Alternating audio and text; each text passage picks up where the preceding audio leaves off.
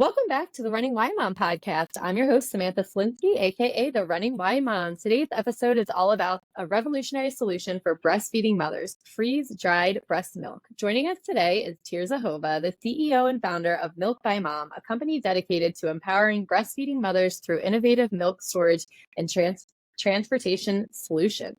With over 15 years of experience in international business and marketing, Tirza brings a wealth of knowledge and passion in the world of breastfeeding support. Tirza's journey began with a cross-country adventure with her own newborn, where she discovered the challenges of traveling with breastfeeding baby. Determined to find a solution, she stumbled upon the power of freeze-dried breast milk, a method not widely known among the mom community. Inspired by her own experience, Tirza founded Milk by Mom to share the game-changing solution with mothers everywhere. Today, we'll delve into the science behind freeze-dried breast milk, its nutritional benefits, and how it's transforming the lives of breastfeeding mothers across the country. So whether you're a new mom navigating the challenges of breastfeeding or a seasoned pro looking for innovative solutions, this episode is for you. So without further ado, let's welcome Tirza. Welcome, Tirza. Thank you so much, Samantha. I appreciate it. It's always so fun and slightly awkward to hear your bio read. So you did such a great job, so thank you. Well, you have a lot to be proud of, and we all need to celebrate ourselves. And I know, especially as moms and women, sometimes have problems doing that. So I always love the intros are my favorite thing because some of my guests are like, wait, who's that you're talking about? Who, oh, I didn't know that I did all of this. And it's just a great testament to how wonderful all of my guests are. So I love that you appreciated it. So thank you. Thank you. Thank you. So to start each episode off, we have our wine, and win of the week segment. This is where we share our favorite bottle of wine, vent about something that has been bothering us, and celebrate our recent victories. So grab a glass, take a deep breath, and let's get started. So what is your wine, WINE of the week? Ooh, so I had to think about this because I'm currently more in a tequila era and like mezcal. But I think I can't ever go wrong with a really solid glass of good Cabernet or Bordeaux. I can't say that I'm like super brand loyal. I think wine is one of those things. It's really hard to be brand loyal. There's so many different wines out there, but a good full body wine cab always speaks to my heart. So we are getting into summer, excuse me, and margarita season. What is your favorite tequila? I always like hearing it. Favorite tequila? I don't know. I mean, I have to think about what sort of Blanco my husband has all sorts, but there's is it the Herradura? He got like a bottle from the previous employer that was like a really good bottle of Herradura, and it was like sipping tequila, and it was slightly sweet at the end. So not really for margaritas, but definitely a good sipping tequila. I want so badly to get into tequila, so that's why I was like, "Ooh, I wonder."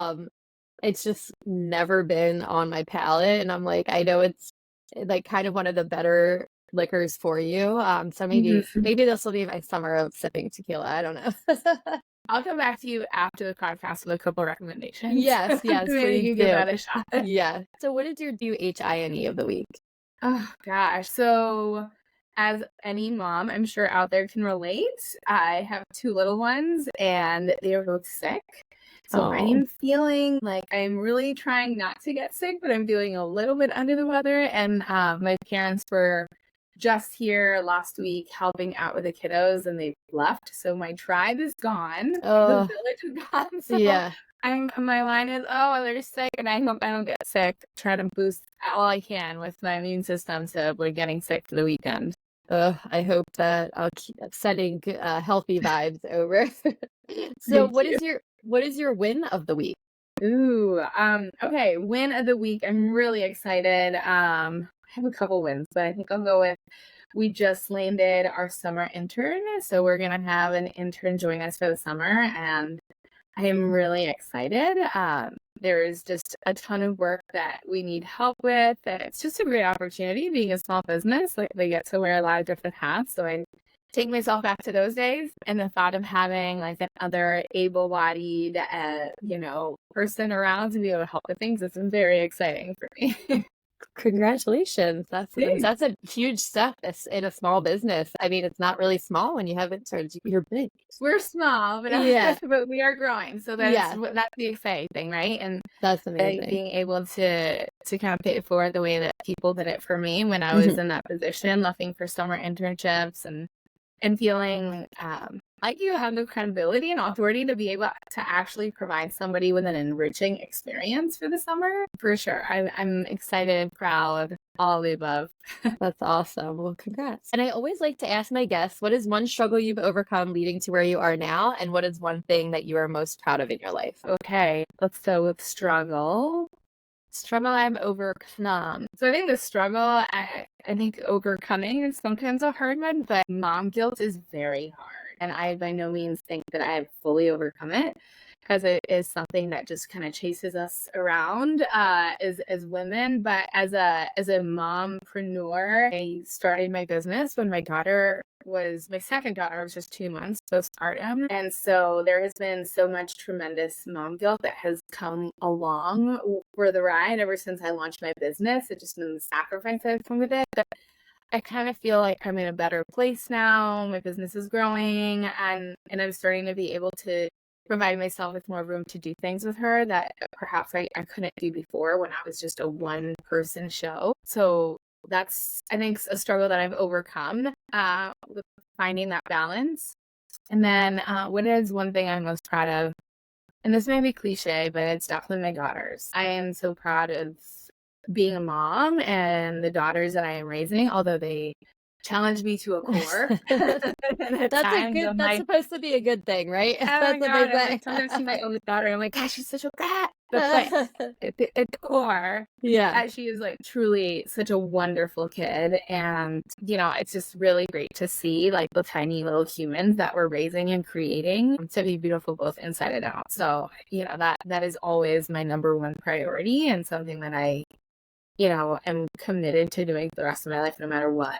So It really is just the coolest thing. And I think about it, if not daily, weekly, just seeing them grow from these little beings that couldn't do anything. And then you really are in charge of shaping so much of their being. And they obviously have their own personalities, but teaching them kindness and love and acceptance is our job, which is crazy to think about, and it is something to be so proud of. So I don't think it's cliche. I think just, it's so true. it's great. I think it's also you just have we have so much more information nowadays in terms of like what it is. Like I was blessed to have great parents and they did the best that they knew how to do within the tools that they had that they were taught, right? And we have so much more information on the things that you should and shouldn't do for kids and what creates certain childhood traumas. And you realize you're like, oh my gosh, I really don't want to mess them up.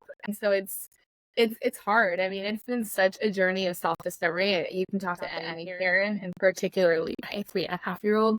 God, she makes me look in the mirror sometimes. And I'm like, oh my gosh, I need to process whatever's happening. Right. Yeah. And my daughter is also, she's pretty much 3.5 as well. Yeah. And the things that come out of her mouth, and sometimes the things that sound like me that she's mimicking when she's talking to my almost 2-year-old, and I'm like, hey, is that the way that I say about I've had to tone some things down when I've been like, oh my gosh, that's definitely a mini me, and she's learning that from me and nobody else. And how do I like it?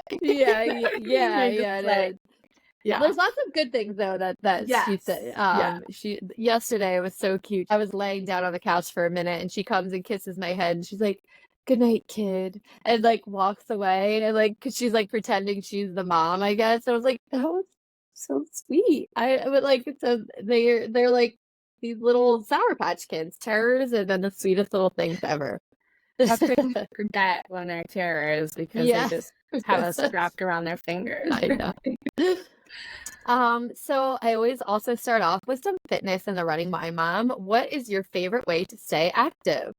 Ooh, I love this because I definitely believe in that. I see being active is so important. I'm a big believer in like health first. And if we're healthy, we're better, we're able to take better care of our kids. And so it's just, again, it's a a fundamental thing from a parenting. I really love lifting, like heavy. I don't do like a CrossFit Olympic lifting, but I do believe in being like that strong mom that's like a fit mom and feeling good. So I love to, work out and try to do some lifting and kind of challenging myself to get stronger and better and stay healthy. And then I complement that with some Pilates so that it's enough of a stretch and leaning to get too buff. Although I've heard like the new physique is really about being like that strong ass mom, like that badass mom, and it's not anymore. Like super skinny, like Yeah. very lean. It's the perception and the image around what healthy and fit means is different, and I love that. Yes, I love that our generation of moms especially are able to grow up where what is it, like heroin chic, was that what it was called? Like eat nothing, was And was run in. every day and do Ye- cardio for like 4 hours. Yeah, Yeah. yeah. So it's Yeah. much more realistic. I love that so many women are just finding their strength, and the conversation is changing. So how do you stay motivated to maintain your own fitness routine? Yeah, I've realized that I just feel better. The way I show up for the day is better. I stay motivated by they're getting bigger. So my 3.5-year-old is in 6-7T. So my husband is half Samoan. I am 5'9", so we are by no means small people. So, Oh my gosh, I but you love still that. have a 3.5-year-old that wants to be lifted, I mean, there's my motivation. But no, in all seriousness, I mean, I feel like getting endorphins going makes me feel better about the day, gets me more clarity, focus. It's just a really great way to start the day, having some time that is dedicated for you. I like to work out in the morning, so Yeah, kind of I'm sets also the a for success. yeah. I used to be like an avid 5:30, 6 a.m. person who worked out, and then now I'm more afternoon, but I do feel the morning is when I thrive the best, and it is such a good way to start the day. I totally agree with that. Well, So however you let's get it, right? Yeah, Let's do yes. However, especially as a mom, it's like whatever it. time you can Totally. do it, let's do it. So let's get into a little parenthood. So tell us about your family. Yeah. So I live in Phoenix, Arizona. I am married. My husband, like I said, he's American, half Samoan. His name's Craig, and we live here, and we have two beautiful little girls. And my oldest daughter is Tirza Sophia, just like me. And she is 3.5, almost 4. And then my youngest is 1.5, coming up to 2. And her name is Gianna. And we're not close to any family, so that's why my line was like my tribe is Yeah. one. When they say it takes a village to raise a family, it definitely takes a village, and I would do anything to live closer to family, particularly in this season, right? Where you hmm it's great to have more support, but we do most of what we can with it, right? Yes, it's definitely the village is something. And I said recently on a podcast, like I grew up around the corner from my grandparents and my aunts, and like we just were always going to go here, go there, and to see the way that the village. You didn't realize it growing up. You just thought it was like normal that, and then you see, oh, my parents needed someone to take us here, and they didn't even have to really second guess it because someone was always around. And to Mhm. see so many, I feel like people aren't living in those communities with their family now. It's everyone's traveling, and it's just not as close. I feel It people aren't is. living as close, which is a huge part of why parenting is insanely hard. Yes. And there's a lot of other reasons, but yes, I Well, yeah. agree. My mom, I'm originally from Costa Rica. I was born in Costa Rica, Oh, American, but my mom, like, it was the same thing. My grandfather built their house, and my mom's was on one side, my aunt's was on the other, and they all connected through the backyard. So oh, I love that. it was like my dream is to live in a compound like that. Yeah. I don't think I'll ever have. Some people are listening to this and be like, "You're nuts!" Like Yeah. that's the last thing I want. I want at least like a zip code of separation. But That's what I was gonna say. I was gonna say for people who enjoy like their parents and their in-laws, like yeah, it's a great idea, but if not, just get through this part because exactly, just I get fast it. forward. Yeah. Yeah. So what were you least prepared for in parenthood? Ooh, what was I least prepared for? You know what?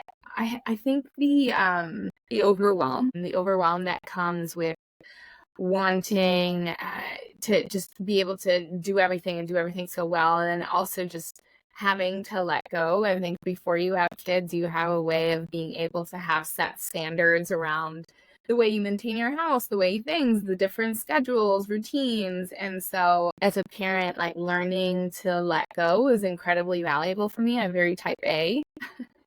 And a I little bit of get a perfectionist, so that was challenging. But it also gets slightly easier. You just need to make sure you don't fully lose yourself in it. it. Yeah. It's hard. The control part is something. Again, I totally agree that I had to let go of so much of it, and you just can't.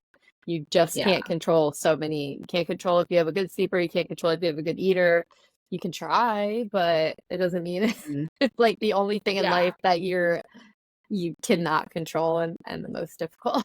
The other thing too, was just that I had never really heard of mom guilt, and I know I Mhm. mentioned that already. That has been a very challenging part of my life for the last few years. But the fact that our husbands don't get it Mhm. was like shocking to Yeah. me. And it was just like the realization of like how fundamentally different we are as, Yeah. as from a sex perspective. I mean, my husband's a wonderful dad, but I think those are two things that kind of caught me off guard. Yeah, it's funny that you say, like, sometimes I'll say, like, to my "Oh, don't you feel guilty?" And he'll be like, "No, like, why would we feel guilty? The kids are at his parents' house or something, and they'll be fine there," or, "No, I don't feel guilty about, working this extra day." I'm like, "Oh, okay. That's Yeah. nice that you don't feel They that." don't But they don't sit what it is. yeah. Like, yeah. So what is your parenting style? Yeah, so I would say I am a very loving, like we definitely follow like gentle parenting. I'm a little stricter than my husband is, that's for sure. There's the Latina Hispanic, like, there's boundaries and we get a little fiery. This was the Midwest, so he's like not fiery like I am. Works. Balance, But balance. yeah, I mean, I think more than anything is fundamentally like providing a safe, loving environment for our kid, but also understanding that by doing that, you can also provide an environment that has like healthy boundaries, right? And for them to understand that. And that's one of the hardest things to figure Mhm. out. Like, how do you do it in a way that is still gentle, but like there has to be boundaries, right? I'm discovering that Yeah. with my 3.5-year-old, like she needs boundaries. Kind of Yeah, run it's circles around us. yeah, you're like, you don't wanna traumatize them by, like, yelling at them, but then Yeah. also you're like, "What do you do?" Like, today, we had an incident, like, an hour before this, but we keep telling them both of them, I mean, Parker can't really understand, but, like, to stay away from the bathroom doors, because they slam them shut, and Willow knows, and she slams the door shut, and Parker's finger gets, like, all Yeah. thankfully everything was okay with it, but she runs away because she knows that she's not supposed to do that. And I'm like so angry at her, and he's crying, and I'm like trying to figure out how am I supposed to, I don't want to scream at her. And I'm like, I need you to just go sit on the couch for 2 minutes while I deal with it. I'm like, and then you're like thinking after, did I deal with it right? Will she learn in the future? I don't know. It's all so confusing. You know what? I think one of the most valuable things we can show our kids is that we are not perfect and that Hmm. we don't expect them to be perfect, Yeah. but that it's important for us to be able to say sorry, right? And so, like you Right. said, I mean, sometimes I overreact or I do things, and I definitely will go back and I think it's really important for me to be able to say sorry. And hey, Yeah. mommy shouldn't have done that, and I don't Right. like feeling this way. I'm sorry, and for them to learn what sorry is and to learn how to say sorry themselves is Mhm. really important for Yeah, and sure. I think our, like, parents didn't do that ever. Never. It took our time with that. Yeah. So yeah, yeah. But it's okay. It's again, you learn how important seeing those skills Mhm. as a role model and having those role modeled in front of you. And um, again, I mean, my parents were wonderful and fabulous, but that Yeah. was not one of their strong suits in I terms of I can saying totally sorry. relate. And I can attest that it probably would have been nice at times. So. So besides saying sorry, what is one piece of advice you would give other parents? Oh, okay. One piece of advice I would give other parents is finding something for yourself, right? And that looks very different for everybody. And I know we talk about self-care and how important that is. It's not to be redundant. It is so important. But just finding something that is still true to you, I think is really good. And whether that means like, hey, having a walk or having time to go to a coffee shop and read a book and just have a coffee by yourself, or going to a class or a mommy date. Mhm. It's hard when you first become a parent. You lose yourself in parenthood and motherhood and so forth. But finding a way to stay true to yourself is really important. And so Yeah, I think that would that's be great it. advice. All right, so let's get into Milk by Mom. So talk to us Yay. about what inspired you to start Milk by Mom and explore the world of freeze-dried breast milk. Yeah. So Milk by Mom, for everybody that doesn't know, maybe I'll start there. So we are a breast milk freeze drying service. And so what we do is we turn your frozen breast milk into powder. And so it provides you with the convenience of formula, but all the goodness of your breast milk. And it preserves the nutrients, antibodies, and it's good for 3 years. So Wow. it's such a game changer. And as a mom, how I discovered it or how I even stumbled it was being a mom, right? And I was in corporate America, working, pumping, breastfeeding, traveling, and I was looking for a solution on for how to travel with my child while I was doing all of these things and have breast milk. And so I discovered that there was this thing called breast milk freeze drying, and I was in med device. And so I've really been really grounded in research and clinical evidence. And I fully vetted the process and discovered that it's actually been around for decades and really well documented. And so I gave it a shot. I was on a wait list with this one company, and then it was just such a game changer for me that I said, this is amazing. I have to make this more widely available for moms everywhere. And so fast forward, here we are, like Milk by Mom came to be, right? From just being a mom and seeing a need. That's awesome. So can you explain the process of freeze drying Yeah. breast milk and how it differs maybe from other storage methods? Yeah. So I think a couple of things. So we'll start with like freeze drying. So freeze drying, I want to differentiate very quickly, is very different to dehydration. Yeah. So dehydration is where you use very high heat, and then that is what really can harm some of that really good stuff that we want to preserve in our breast milk, like the immunoglobulins, the proteins, the enzymes, etc. So freeze drying uses a very low heat. So let's talk about freeze drying specifically. So freeze drying consists of 4 main steps. So we receive frozen breast milk, and then we put it into our chambers that do freeze drying. So it's really, really cold. The chamber has a vacuum pump that comes on, and so there's suction going on in there. And then there is very, very low heat underneath the plates, and that creates the water in the milk to become vapor.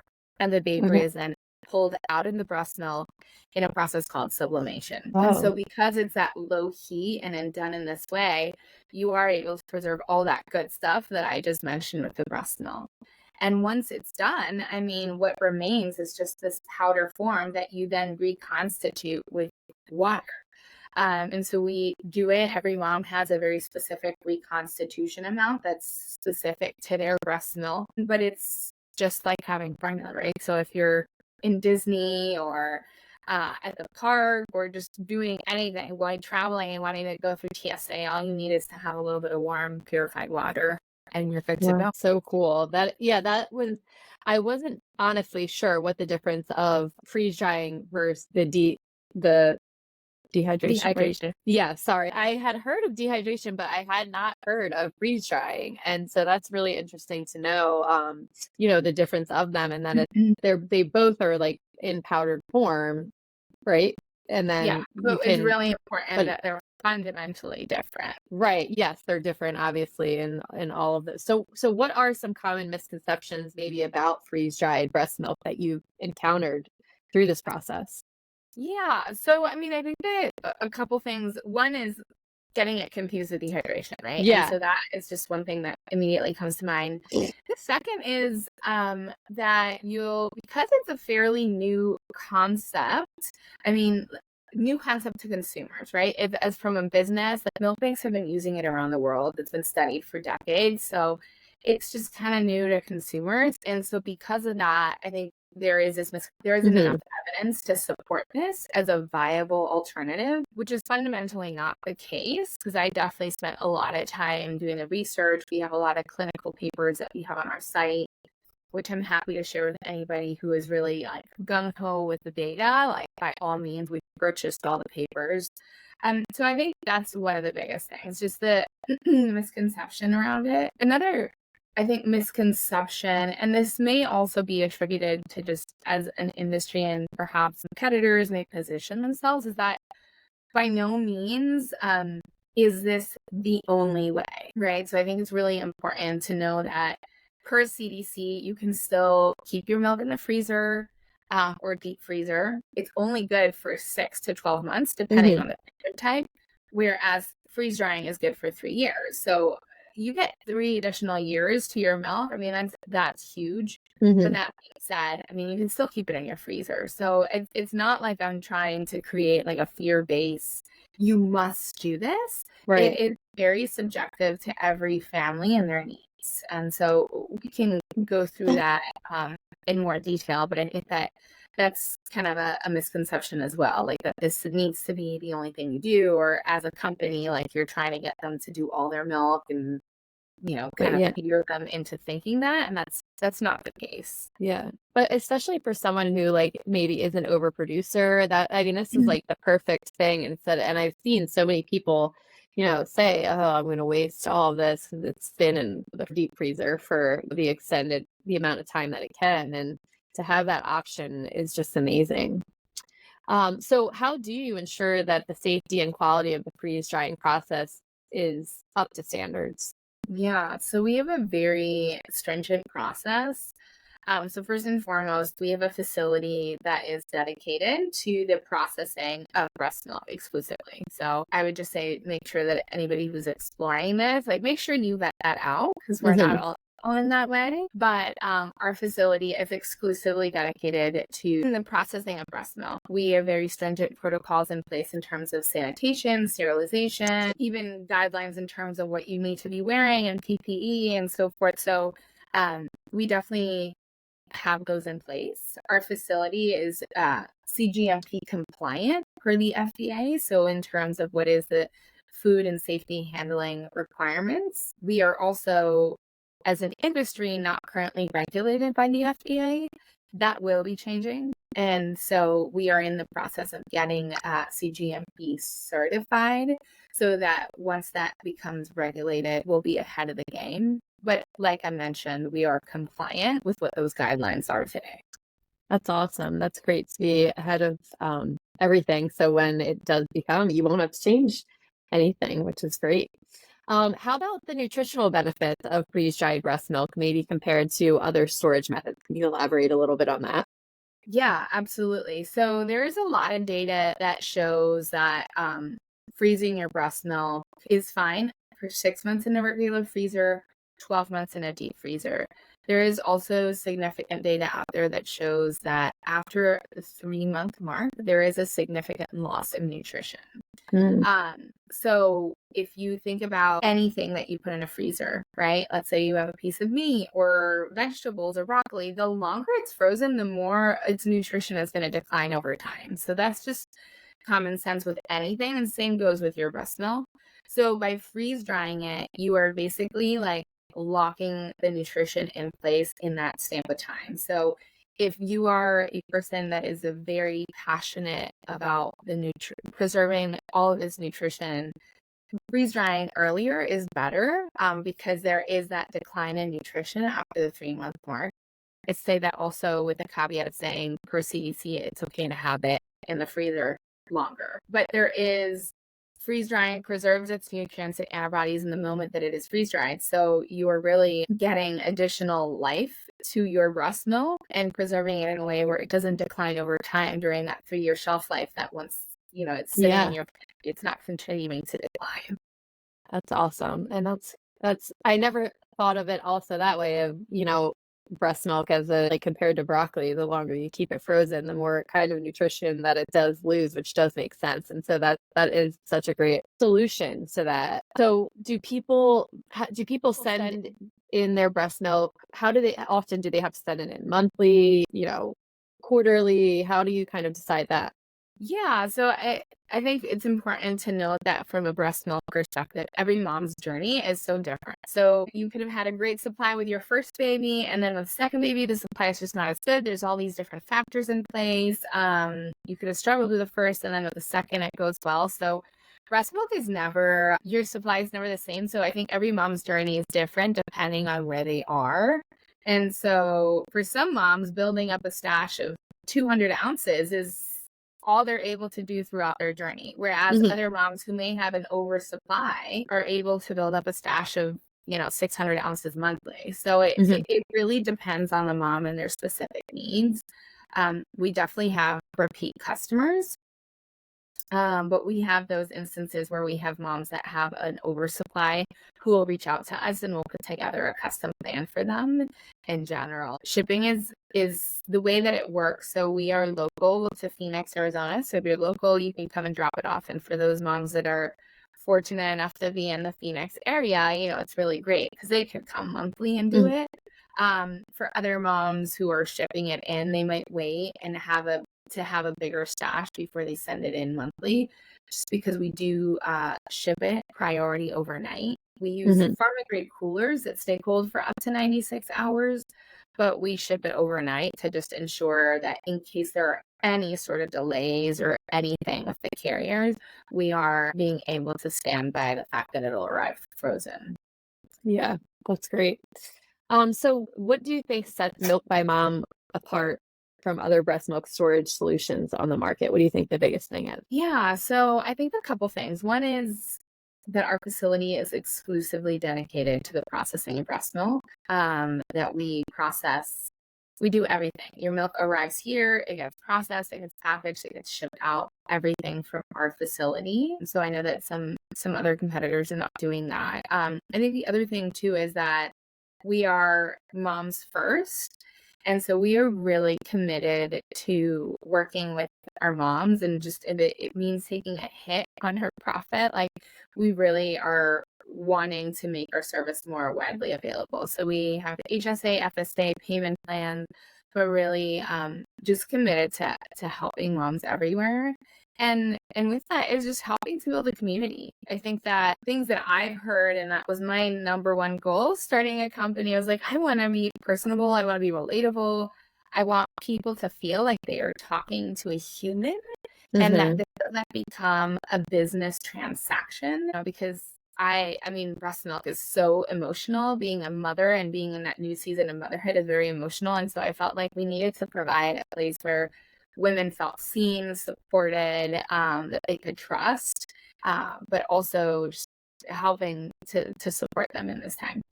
So building a community, is important, obviously, too. So how do you educate and raise awareness within the mom community about the benefits of freeze-dried breast milk? Yeah, we're just skimming the surface, honestly, so that there's a lot there. I mean, I think that's one of the biggest hurdles that we need to tackle, in that just creating awareness about the fact that this exists, that it's safe, that it's tested, vetted.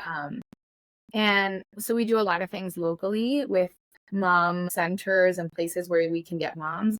Also, we're doing a lot of podcasts, like being here today, right? Where we're hoping to reach more moms so that they know we're speakers, listeners. You could be an aunt, you could be a grandma, you could be, you don't necessarily need to be the mom or husband, right? So trying to do that, trying to do trade shows, reach out to clinicians, because I think there's a lot that needs to happen from a clinician base. So talking with pediatricians, lactation consultants, OBGYNs, and educating them as well, so that they can provide this as a resource. I remember being the mom, right? And like finding out that this existed and being so taken aback, but also so pissed that nobody had told me about this. And I had a doula, a postpartum doula. I worked with a lactation consultant, a pelvic floor, my OBGYN, my pediatrician, like nobody Mhm. provided that resource. And as a new mom, you're overwhelmed with the number of resources. Like this was a really valuable one that I feel like would have really helped me prior to me discovering it. So Yeah. And yeah. I agree 100% with that because like yesterday I had an interview with another woman from the Create Her event that Oh, does awesome. blood banking. And then with you, I didn't know about either of these options when having my kids. And so there's so much great, information that we kind of aren't receiving from maybe our doctors or our doulas or whoever, or our consultants. And so that's one of the things that I personally love about having this podcast is getting stuff like that out, because I don't want moms to not know, like I didn't. Like, I'm thinking my mind is going as we're having this conversation, oh, I wish I would have known about that. I could have done it, but too far now and no more kids for me. But hopefully someone that I know can do it instead. I hear you. Amen to that because it's just Yes. there's so much more than even when I first had our first kid, right? Yeah. Like 10 Yeah. years ago. Like it's just It's it's crazy. exciting. I think that there's been this for the longest time there's still a lot that needs to be done to support women in Yes. pregnancy and just making things more of a standard of care and part of the continuum of care instead of something that is elective or a nice to have. And so Mhm. I think that the industry as a whole is going in the right trajectory, but there's still so much to be done Yeah. to support moms. Totally agree. So what challenges did you maybe face when you started Milk by Mom, and how did you overcome those? Gosh, challenges. So it's very labor intensive. Mhm. For the long time, it was a one person show. So how do Yeah.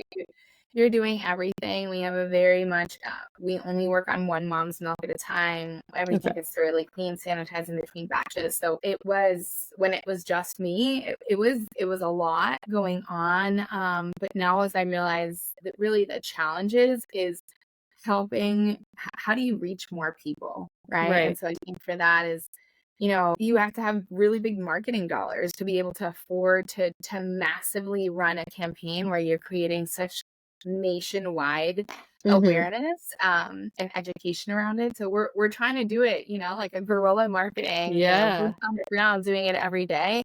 But I think that's definitely been a challenge.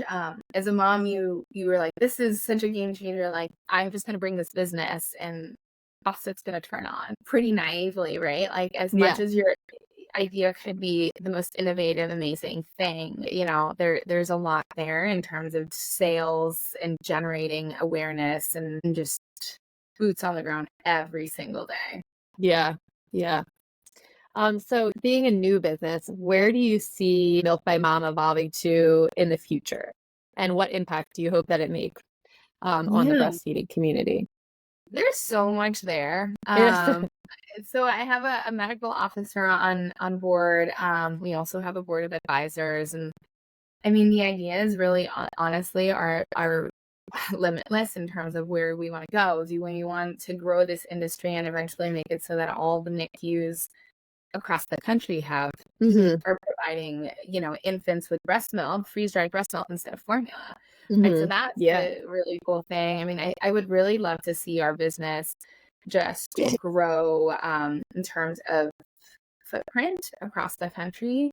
That would be really excited. We have our eyes and hopes on international markets as well, and so that's also in the works. We have some other really exciting things that are in the works that I think will be very complementary and really help to make this more widely available, which is ultimately the goal. And as it grows, I mean, I really do hope to see that more and more women can take advantage of this, and we can overcome challenges like the cost of shipping and so forth, which Yeah. is, at times prohibitive, and that, I wish I could get rid of the shipping altogether, but that's just not the way it works. What feedback have you had from healthcare professionals about that option of freeze Yeah, drying? so there is some skepticism with some, and so with those, it's a matter of providing them with the clinical evidence. So my chief medical officer is a double board certified neonatologist, specializes in pediatrics. So if necessary, have a conversation where she can really help to drive that conversation clinician to clinician. But I would say more times than not, like once they fully understand and grasp it, they're like, this is incredible. They truly do believe in this as a very viable and sustainable alternative to breast milk storage. So we've found that we have actually a lot more support than skepticism, and that's really exciting and encouraging to see. That's amazing. Yeah.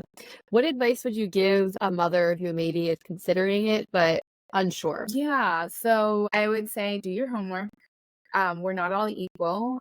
There are certainly several competitors out there that I would gladly recommend and stand by it. I do believe that competition is healthy. Like, Hmm. look how many birth workers there are out there, how many doulas, how many, there's plenty to go around. So I think that more than anything, do your research, make sure that you're using somebody that is not doing this in their garage, is not doing this in their kitchen. From a sterility and cross contamination, I wouldn't recommend that. And all it takes is one sick baby for our industry Yeah. to be seriously impacted. So definitely do your research, and go with a company that is vetted, and preferably dedicated to just exclusively managing breast milk. All right. Is there anything that I didn't get to? I can ask I would those. say, so there's a couple of things I would want to add. So, one is when are some good times to use breast milk freeze drying, right? Like it's not a one size fits all. So definitely anybody that lives in areas where you have earthquakes or hurricanes or have any sort of power outages where your breast milk stash could be at risk, that's always, a safe bet. Hmm. If you're an overproducer in your freezer and you're dying to get your freezer space back, like by all means, let's get your breast milk freeze dried. Going for trips. So if you're preparing for summer travel, like summer travel is upon us, and so Hmm. that means that you don't need to worry about traveling through TSA with ice packs or just the headache of coolers and so forth. So summer is always a really good one. Something that people don't realize is that a lot of times we can send you a cooler directly to your hotel or destination. So Oh, it's not wow. just as you're getting ready to leave your house to bring it Hmm. with you, but like if you are pumping and you're out traveling, we can send you that kit to wherever you are, and that way you don't have to worry about bringing breast milk home or traveling home with that frozen breast milk or liquid breast milk. The other could be just if you're looking to have a little bit of convenience, right? So if you're fortunate enough to have a little bit of a village around you, and so you want to have some food at grandma's and sisters, and so that gives you a little bit of flexibility and being able to rely on your village to help do that, as well as a Hmm. daycare. And then the last, which is something I will double click on, is if you have high lipase. So high lipase is an enzyme that we all have as women in our breast milk. And what it does is it breaks down the fat in our breast milk so that the babies can digest our breast milk. Some moms, including myself, have high lipase. And so high lipase basically means that once your breast milk is frozen or refrigerated, the lipase kind of turns on and starts doing its job.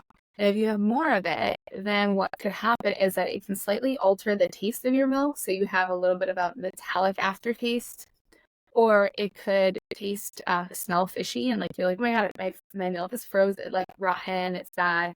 And so that's not the case. There's some babies that will take it, no problem. And then other babies that can't handle that difference of either smell or slightly taste and reject mommy's milk. So freeze drying neutralizes the enzyme by deactivating it because the enzyme is active with water, Mm. with the water portion of our breast milk. And so if Oh, you cool. remove the water, it deactivates it. So it helps, by also making the effect of it milder. So we have a lot of moms that have their kids who have rejected their whole stash. And then we do a little test batch and they do it and they take milk, and then moms will send in their whole stash. So Wow. it's a That's really really great cool. option for mamas who encounter that. That's awesome. So you've given us so much information. What is one final message you'd like to convey to moms about your freeze-dried breast milk and Milk by Mom? Yeah. So I would say that breast milk freeze drying really changed my life. As a mom, it helped to support me and provide me with some convenience in a time where support and convenience is probably the last thing that's happening, right? Everything Mhm. relies so much on mom. So it was really a game changer for me, and I would be honored to be able to help support them during this time of their lives as they're providing infants with this valuable superfood.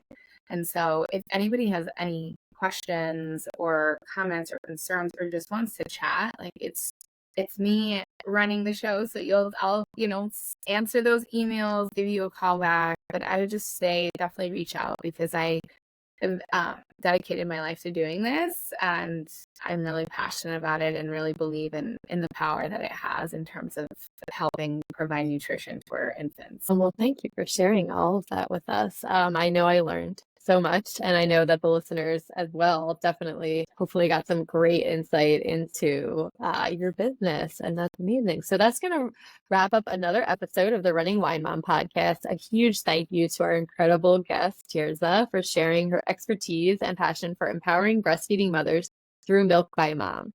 As always, if you enjoyed this episode, please consider subscribing, leaving a review, and sharing it. You can follow me on Instagram at the Running Wine Mom _ and Tirza, where can the listeners find you? Yes, at Milk by Mom on all social media channels, YouTube and milkbymom.com. Awesome. Thank you so much. Thank you for being our guest today. I really Thank appreciate you, it. Samantha. It was so fun. It was great to see you again too. I appreciate Yeah. the opportunity. So thank you so much for joining us today. Remember, you are strong, you are capable, and you are all amazing. Until next time, keep running, keep sipping, and keep embracing the joy of motherhood. Cheers, and I will be back next Tuesday. Well, thank you.